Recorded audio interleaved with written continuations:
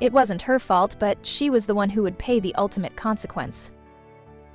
Every era, it seems, has its grand illusions, its carefully constructed fronts designed to obscure the messy realities beneath. But peel back the veneer of polished mahogany and whispered pleasantries, and you'd find a labyrinth of social conventions and legal absurdities, particularly when it came to the delicate, often disastrous matter of divorce in the late 19th century American Gilded Age. For a woman in 1885's New York high society, the sudden, unwelcome dissolution of her marriage wasn't merely a personal tragedy, it was a social execution, a public stripping away of identity, respectability, and often any semblance of a future. Her good standing in society, meticulously cultivated through years of careful adherence to decorum and the sheer luck of a husband's name, could be swept away in a single devastating stroke, leaving her utterly exposed and irrevocably tainted. And the irony? More often than not, the fault lay squarely at the feet of her husband, yet it was she, the wronged party, who bore the full, crushing weight of society's condemnation. Indeed, the consequences of divorce during the Gilded Age era were not merely harsher for women. They were, in essence, a societal guillotine designed almost exclusively for them. A woman's entire identity, her very being, was inextricably tied to her husband. She was Mrs. So-and-so, defined by his status, his wealth, his family name. To lose that connection, to become a divorcee, was to be cast adrift in a sea of judgment, often leading to social exile so complete it might as well have been a banishment to a remote island. Men, on the other hand, well, they could dust themselves off, perhaps enjoy a brief period of scandalous notoriety that only added to their roguish charm, and then, with remarkable ease, recover their social standing, their business connections, and, most conveniently, find a new wife. It was a rather convenient arrangement for the gentleman, wouldn't you say? This glaring disparity was perhaps nowhere more evident than in what historian Nancy C. Unger, a history professor and former president of the Society for Historians of the Gilded Age and Progressive Era, aptly terms the sexual double standard. It was a twisted logic, a moral pretzel that contorted common sense into something truly bizarre. As Unger so perfectly encapsulates, it was almost more shameful for a woman to sue her husband for divorce on the grounds of adultery because it demonstrated that she was even thinking about and aware of this, so she was a disgrace.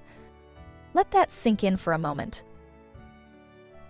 A woman whose husband had demonstrably violated the sacred bonds of marriage was deemed more scandalous for merely acknowledging his transgression.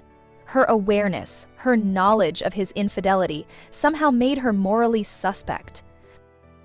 The very act of seeking justice, of attempting to reclaim her dignity, was spun into further evidence of her own impropriety. The sheer audacity of it all is almost comical, if it weren't so tragically real for countless women of the time. The man, the actual philanderer, might face some fleeting whispers, a raised eyebrow or two, but his reputation, his standing, his very eligibility remained largely intact. The woman, however, was branded, her name sullied, her prospects dimmed, all because she either dared to, or was forced to, acknowledge a truth that society preferred to keep tucked neatly under the rug. And speaking of societal pressures, the family dynamics surrounding divorce could be a veritable viper's nest of betrayal.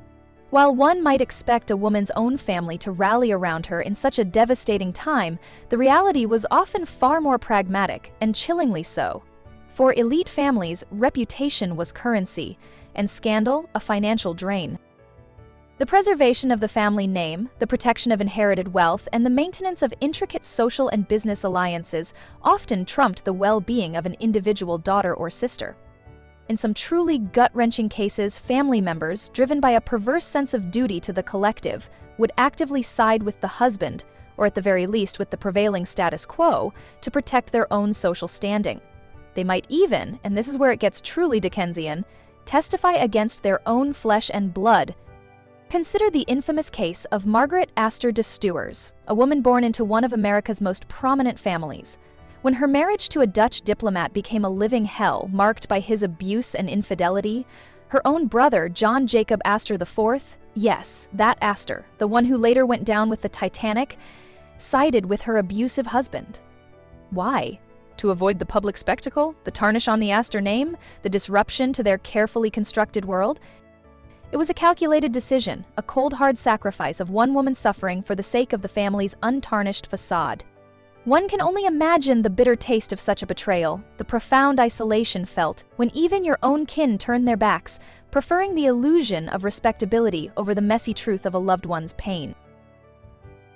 So who, you might ask with an inquiring mind, made these wonderfully equitable rules?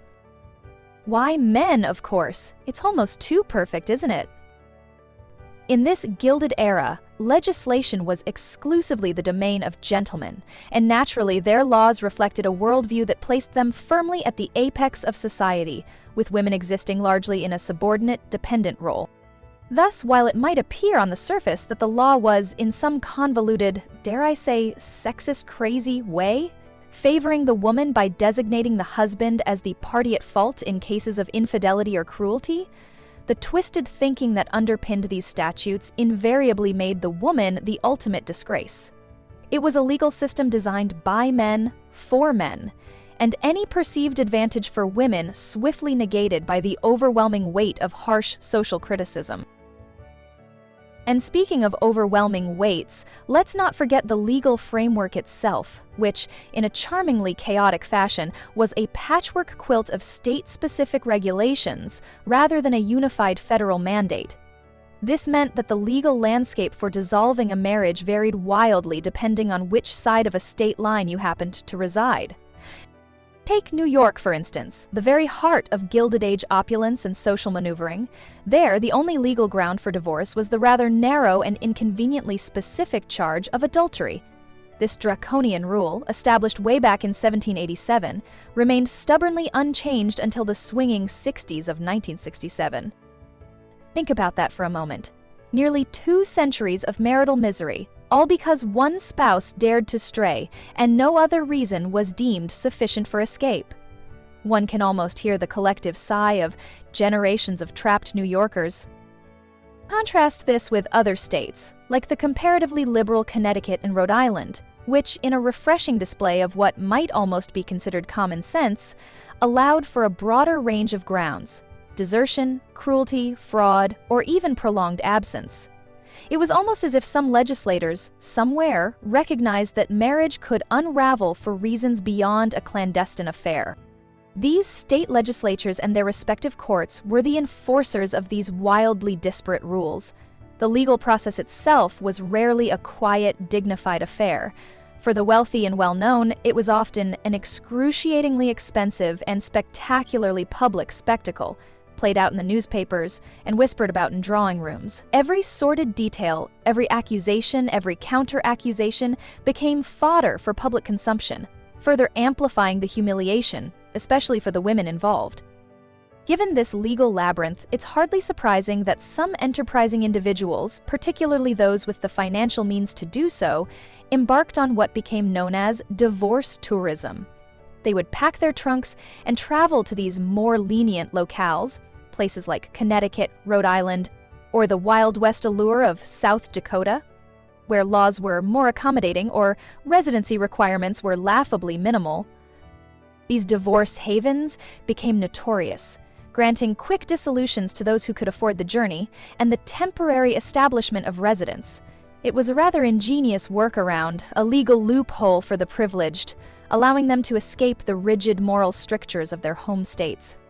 Of course, this option was not favorable to the women of high society New York, since it meant virtual exile from their revered social circles, an absolute banishment from the very ballrooms and drawing rooms that defined their existence, essentially ruining their carefully constructed lives through no fault of their own. Beyond legal statutes, divorce was not merely a matter of jurisprudence. It was a profound moral and religious indictment. The prevailing sentiment, deeply ingrained in the societal fabric of the Gilded Age, was that marriage was a sacred, lifelong contract, ordained by divine decree. Religious leaders, particularly those of the Protestant denominations that held sway, thundered from their pulpits against the dissolution of marriage, viewing both divorce and, heaven forbid, remarriage as direct affronts to Christian doctrine. This pervasive moralizing had tangible, devastating consequences.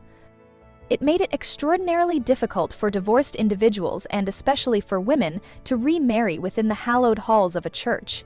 Many found themselves forced to seek civil ceremonies, a quiet, often shameful affair, rather than the grand, public declaration of love and commitment that a church wedding afforded. The scarlet letter of divorce, once affixed, clung stubbornly, making a second chance at marital bliss a fraught and often clandestine endeavor, particularly if one wished to remain in the good graces of their spiritual community. So, how exactly did these rather charming rules affect the wives caught in their merciless embrace? Well, obtaining a divorce was, to put it mildly, an uphill battle, often feeling less like a legal process and more like a public inquisition. In most states, wives were compelled to provide clear, irrefutable, and often utterly humiliating proof of adultery or abuse. Imagine the indignity of having to parade your husband's infidelities or the bruises on your body before a courtroom, knowing that every lurid detail would be splashed across the morning papers for all of society to dissect and judge. Even in cases of undeniable cruelty or abandonment, the burden of proof was astronomically high, and the social stigma that accompanied such a public airing of dirty laundry was immense. It wasn't enough to simply state your case, you had to meticulously document your suffering, often reliving the trauma in excruciating detail, all while knowing that the very act of doing so would further cement your status as a scandalous woman. Once the divorce was granted, assuming it was, the ordeal was far from over. Divorced women were, almost without exception, shunned by polite society.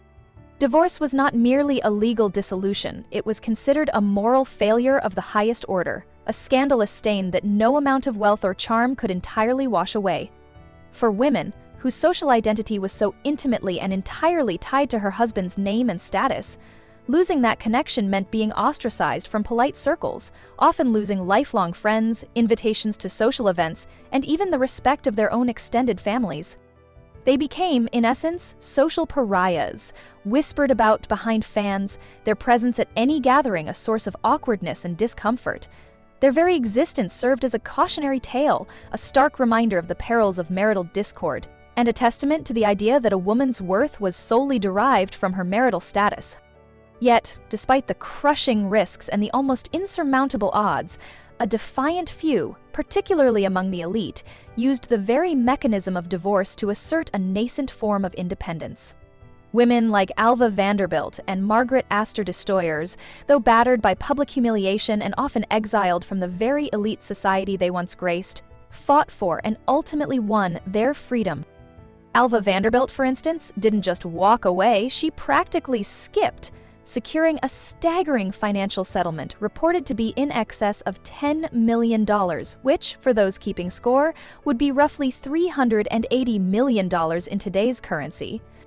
She also, rather impressively, managed to retain custody of her 3 children and several properties, including the infamous Marble House, a veritable monument to her negotiating genius.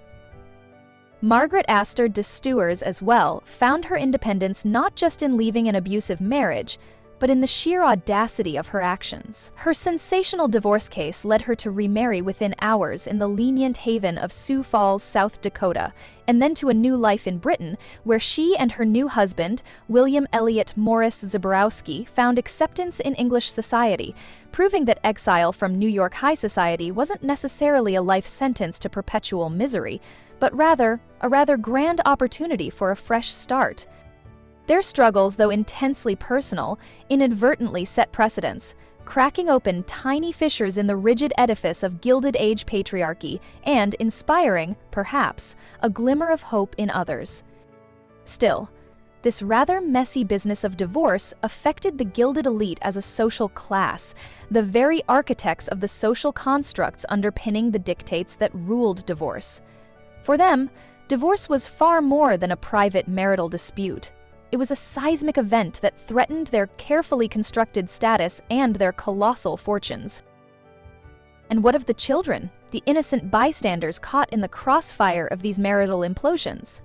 Custody battles were, surprisingly, relatively rare in the Gilded Age, largely because the prevailing legal and social norms, often favored the father in cases of dispute, or simply assumed children would remain with the husband's family.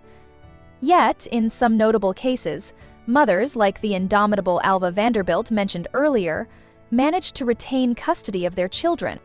Given the immense social and financial penalties associated with legal divorce, it's hardly surprising that many couples, particularly among the elite who had the most to lose in terms of reputation and fortune, opted for unofficial separations rather than enduring the public spectacle and lasting stigma of a legal dissolution. They would simply live apart, sometimes maintaining separate residences, sometimes merely existing in parallel lives within the same grand house, maintaining a polite fiction for the benefit of society. They might even go to the extraordinary lengths of pretending to be widowed or single, creating elaborate narratives to explain the absence of a spouse. It was a peculiar charade, a tacit agreement to maintain the illusion of a marriage while enjoying the practical realities of separation. This allowed them to avoid the scandal, the legal entanglements, and the social ostracism that a formal divorce would inevitably bring. It was, in its own way, a testament to the sheer power of appearances in the Gilded Age, a time when the veneer of respectability was often deemed far more important than the messy, inconvenient truth. And so the gilded cages of marriage, for many, remained intact, even if the birds within had long since flown their separate ways, silently, discreetly, and always, with an eye on what the neighbors might think. However, as the century began to wane and the Gilded Age transitioned into the Progressive Era, a subtle, almost imperceptible shift in attitudes began to emerge, particularly within certain elite circles. It seemed that even the most rigid of socialites were slowly, grudgingly, beginning to acknowledge that perhaps, just perhaps, a woman's happiness might occasionally trump the sacred, unbreakable facade of a miserable marriage. The sheer audacity of women like Alva Vanderbilt, who not only divorced, but did so with a spectacular financial flourish, began to chip away at the moralistic condemnation. While still far from common, the idea of a woman seeking freedom from a loveless or abusive union, rather than suffering in silence, started to gain a fragile foothold. Other wealthy women, emboldened by these trailblazers, quietly began to follow suit. Figures like Flora Dodge, who navigated her own divorce in 1902, provided another compelling example. Her legal proceedings moved with surprising swiftness for the era, granting her custody of both children and, crucially, restoring her legal independence after nearly 2 decades of marriage. Flora, a woman of intelligence and social prominence, demonstrated that it was possible to navigate divorce without utterly destroying one's future prospects. Indeed, she would later orchestrate a strategically brilliant remarriage that not only restored her social position, but elevated her to heights she might never have achieved otherwise. And of course, we can't fail to mention Consuelo Vanderbilt, Alva's own daughter, whose highly publicized divorce from the Duke of Marlborough in 1921, though years after her mother's, further cemented the idea that even the most advantageous, yet loveless marriages could be broken. Consuelo eventually found the courage to break free from her gilded cage to marry the man she loved, French aviator Jacques Balsan, demonstrating that the pursuit of personal happiness, even at the cost of societal disapproval, was becoming an increasingly viable, if still challenging, option for elite women. These women, often with considerable personal resources, were able to leverage their wealth to navigate the legal complexities and, crucially, to absorb the social fallout, proving that a gilded cage, however uncomfortable, could sometimes be unlocked, albeit with a very expensive key. This gradual, glacial shift in elite circles wasn't a revolution, but it was a quiet acknowledgement that the perfect, unbreakable facade of marriage was, in fact, quite breakable, especially if one had enough money to grease the wheels of societal acceptance, as Alva Vanderbilt so aptly demonstrated in this next video.